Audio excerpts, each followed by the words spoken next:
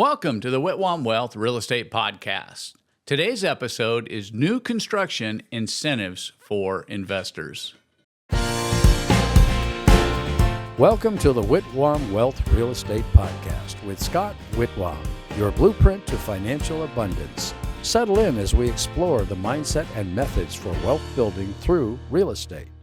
Welcome back. I'm Scott Whitwam, and today's podcast is about new construction incentives for investors.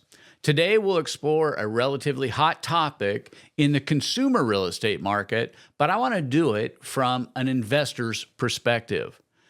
That would be this new construction market and how leveraging developer incentives can make the numbers work. I don't spend a lot of time coaching investors on acquiring new build real estate to invest in, but I have, on the brokerage side, helped many clients over the years become investors because they only wanted to invest in new construction. So we had to take a look at how can we leverage this in order to make the numbers work and make this a viable means, especially in a market like that I'm in here in the Phoenix market, an appreciation market. This might be a much tougher strategy in a cash flow market versus an appreciation market, but we'll be dealing with most of the large metro areas in consideration for what we talk about today. And the landscape has changed when it comes to new builders. Just drive around your area. In my primary market here, we see many new home communities coming up. And I get it. Builders were relying on incorrect data coming from the Fed, the CBO, and the Labor Department, and it painted a picture in 2024 that really didn't exist. The Fed's willingness to lower rates last fall was an incentive for new builders to go forward with enthusiasm, much of which has died down with the Fed's rate struggle with the Trump administration. The auditing of the economy under the Biden administration hasn't been good. The job numbers were off by millions. The inflation numbers were off. Everything about the economy that they kept telling us it was so good was based upon faulty numbers that have now in the first 2 quarters of 2025 have been revealed as being bad. Now, you think about it, if you're a new home builder and you're building and developing communities based upon the information that you have, and then you find out it was all wrong, it puts you really in a tight situation. Buyers have been hesitant about entering, the new build market. In fact, as any market. Obviously, as investors, we know the, 2020, end of 2022, 2023, and 2024 were really hard markets. Rates are still comparatively high considering the cost of new construction. So what does that mean as an investor, and how can we leverage this scope? Well, many builders are motivated to move inventory. That's always good. Anytime you have somebody motivated, whether it's a seller or a buyer, that means on the other end of it, there's opportunity. So let's break down some of these aspects. The fact is, I want to break this down into 3 key topics that are tailored for investors. Number 1 will be builder incentives and their impact on cash flow. Number 2, financing strategies, rate buydowns for investment properties. Number 3, smart home and sustainability upgrades as they add value opportunities. So point number 1, builder incentives and cash flow impact. First, let's cover builder incentives. A lot of people who haven't been in this space don't realize that from time to time, builders will offer incentives. Because of the market that we're in, builders are competing to move this inventory, especially if they've overbuilt spec homes. And a lot of them came in, building spec homes, and a lot of them, that's their market. They build spec homes, they saw off the spec homes, but they also use them as model matches so people can build, custom properties in their market. And taking advantages of the incentives can directly improve an investor's cash-on-cash return by reducing upfront costs and enhancing the property appeal. Some of the more common incentives that builders are likely to offer would be closing cost concessions. Closing cost concessions simply are the builder giving you money that you would otherwise have to spend. And I've seen builders provide up to 3% of the purchase price of the asset. So if you're buying a $500,000 new build, that's $15,000 that they are providing you to cover your costs of acquisition. The nice thing is it reduces the out-of-pocket investment, keeping your cash in your bank where you can maximize and leverage it on other deals. I always like it when other people are paying my expenses. It doesn't matter what niche or market I'm in. I love it when other people are paying my repairs, when they're paying my closing costs, those type of things. Next is free upgrades. In addition to closing costs, builders are incentivizing by providing upgrades. See, when builders are faced with these slow-moving inventories, they become more generous with their upgrades. So counters, flooring, landscape, and appliances are all options that become available potentially for you to negotiate. Some of these concessions, the builders advertise, trying to draw people in. Some of them are just negotiated at the table. You start asking. And I've had a builder who wasn't offering any concessions give up to $30,000 just in concessions because we started asking questions on behalf of the investor of what we could get if we did X, Y, and Z. So these can be important for demanding higher rents compared to other similar properties that will be in the community where you're buying in. So if your house has the better upgrades, the more modern attributes, then tenants are going to be more likely to want to live in your home and pay the rents that you're asking. Also, a builder may be willing to provide a design center credit where you can select furnishings and finishings that you feel maximize the income potential of a property. But here's an investor tip. If you focus on spec homes that are complete or nearly complete, you may be able to negotiate the best concessions because they've already got money invested into that property. It's sitting there. It's just like when we flip houses. If you're a flip investor, you've got money into it. You're a little bit more negotiable if that house is not moving. You want to get rid of it, get it off your books so you can put that money into your next project. But if a builder is too far along in a project, you may not be able to get design center upgrades. So that's kind of the trade-off with that. New builders are no different than us when it comes to investing. They want to offload their carrying costs as quickly as possible, just like we do with flips, your rental homes. You don't want your rental home sitting vacant, so sometimes you'll offer somebody maybe a little bit of an incentive up front. You see apartment complexes do it all the time. If you sign a 2-year lease, they'll give you the first month free. So it's incentives, and new builders are the same way. They want to keep this money turning when the market is slow and when buyers aren't overwhelming them. You'll see them change when the buyers start coming back and things pick up. They'll start offering incentives.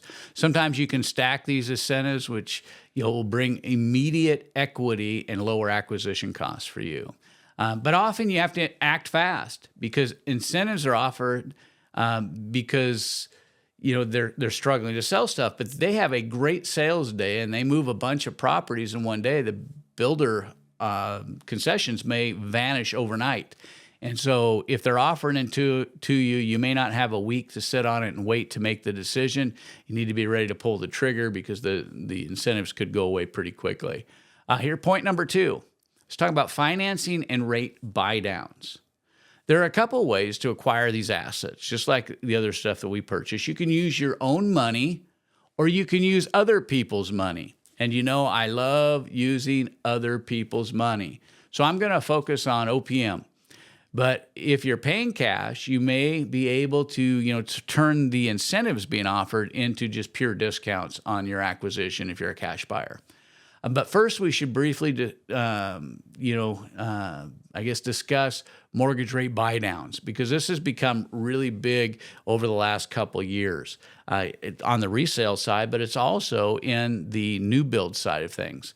Since interest rates are still elevated compared to a few years ago, builders have begun offering rate buy downs as incentives to attract buyers to take advantage of the inventory that they have. And this can be a big incentive for properties that you plan to hold long term. If you're getting in, and the new build investors that I have worked with over the years, most of them are looking long term. They're looking for the appreciation, and they're looking so that they don't have any maintenance or issues to deal with, and they're going to hold these things, long term. So there are a few plays here. There's temporary rate buy downs that could lower your rate for, we'll say, 2 to 3 years. It reduces your monthly payment early on.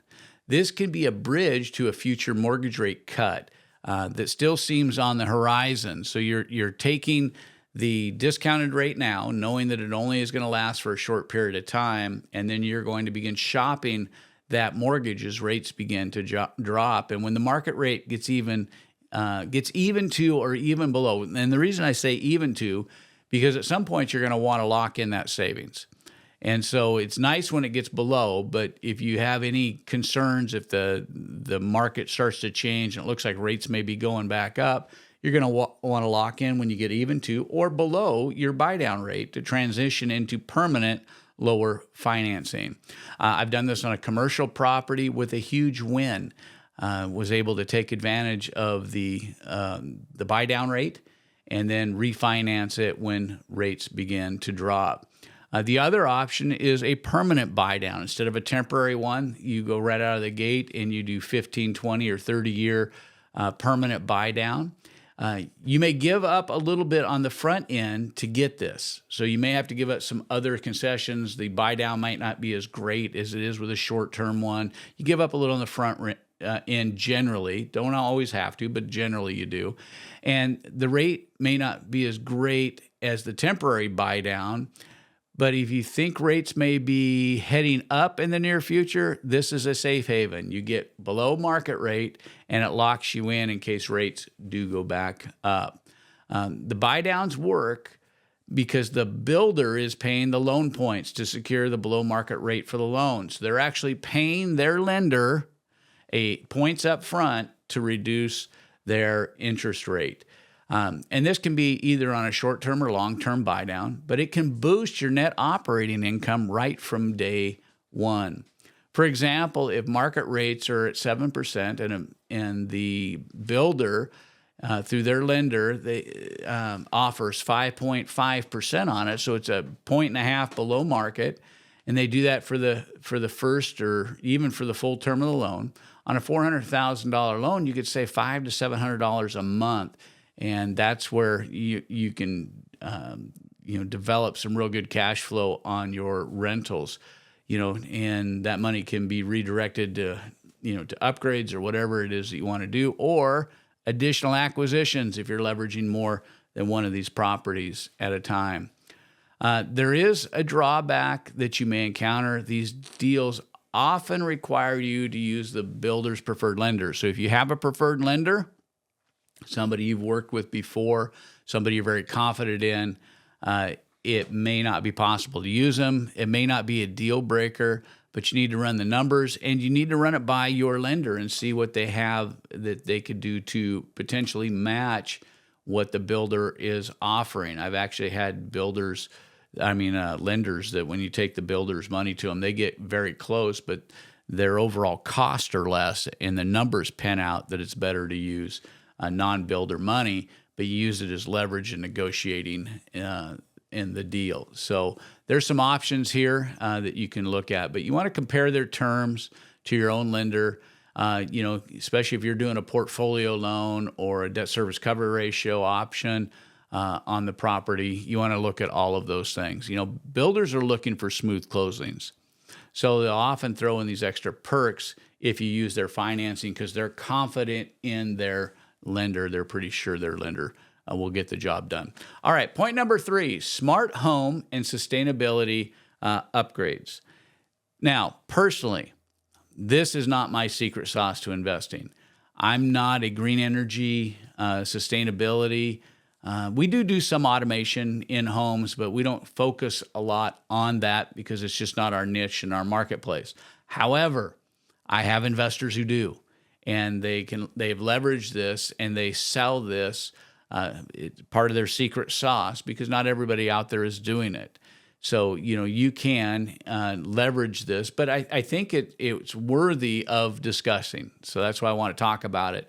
Smart home and sustainability incentives are a growing trend. These upgrades can, set your investment apart in a competitive rental market. So they can give you that little unique thing that the property down the road or in the community doesn't have that sets your property apart. Tenants, especially the millennials and the Gen Z, they're willing to pay premiums for tech-aware and eco-friendly properties because it adds some value to them. And so some builders have started offering these as potential upgrades to their property. And so you may be able to work some of your incentives to pay for some of these or just purely just add it on as it will add value to the home overall. So the first, I guess, notable one that we're all probably pretty aware of by now, and that's solar credits. Solar systems can cut the overall utility cost and can boost your operating income depending on how you're renting your properties, what your model is. And so right now, may not last for a long time, there are still solar credits, and it can make the house more attractive to a tenant knowing that there's solar there. So let's just say that the house that you're acquiring, the average monthly power bill will be $200 without any green energy, but with solar, it'll be $70 a month.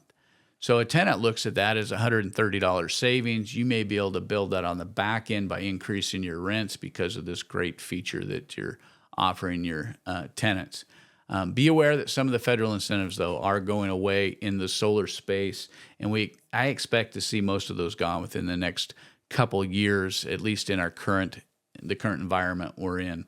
The other thing that people are looking for is EV charging stations. Now, I don't need it because I don't have any EV cars. My son in fact, as we wired when we remodeled his house, we wired it so that he can have an EV charger. He was going to do I don't think he's purchased it yet, an EV bike, motorcycle that's battery powered, and so this has become pretty commonplace, though, especially inside the metro areas. I mean, it's a big upgrade for attracting tenants in a lot of the metro areas because they have higher densities of electric vehicles. They've really adopted this technology, so it can add a rental boost, and it's going to continue. I think the density inside some of the larger metro areas are going to continue to lend towards electric vehicles. And again, it's not my thing, but we're talking about an investment in a new home and may be worth putting in at the time that you're acquiring the property to give you a standout over other properties in the neighborhood. The other thing that you can do is smart home packages. So smart lights, smart thermostats, smart security systems, all that can be remotely controlled. And it gives your tenants a more home ownership feel. They don't have to actually be there to be able to control their home. They feel like they have some control over the property. They can see the things that are going on, the temperatures. They can get the home. So, for instance, in Phoenix, you may turn the temperature up when you leave for a week to 85, but the day before you're coming home, you may want to turn it back down to 72, 4, whatever, and cool the house back off before you get back in. And it gives you that feel of ownership, and tenants really like that. Besides that, when you go to sell it, some of these features are benefits to buyers who are looking to acquire the home.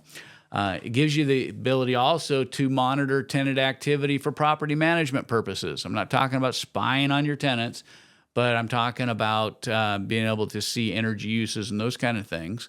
I have a rental property that we include all the utilities on, and it gives us the ability then to monitor and manage why is this up this month, why is that up, and you can see the trends and help to track the averages. The other thing is energy efficient appliances. They've been around a long time. Some of the new Energy Star ones can really lower operating costs.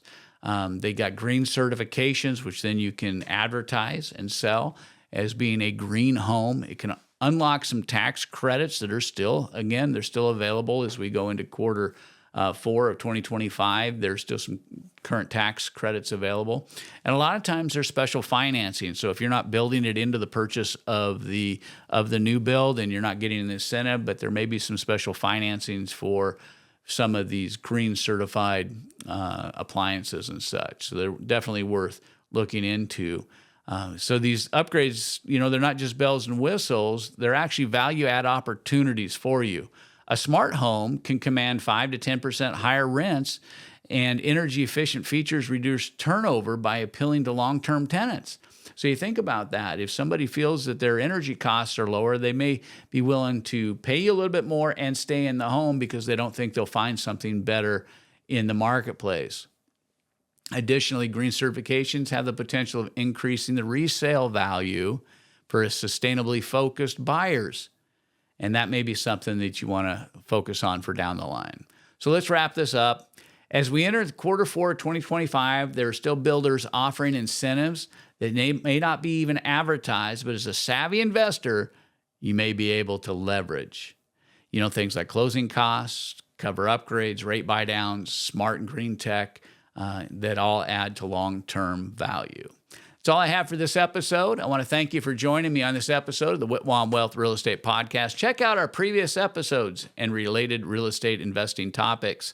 I invite you to subscribe today and become part of our growing community. You can always find the Whitwam Wealth Real Estate Podcast on Apple Podcasts, Spotify, iHeart Podcasts, YouTube, or wherever you enjoy listening to podcasts. This is Scott Whitwam. Be sure to join me on our next episode of the Whitwam Wealth Real Estate Podcast, where we're wealth building through real estate.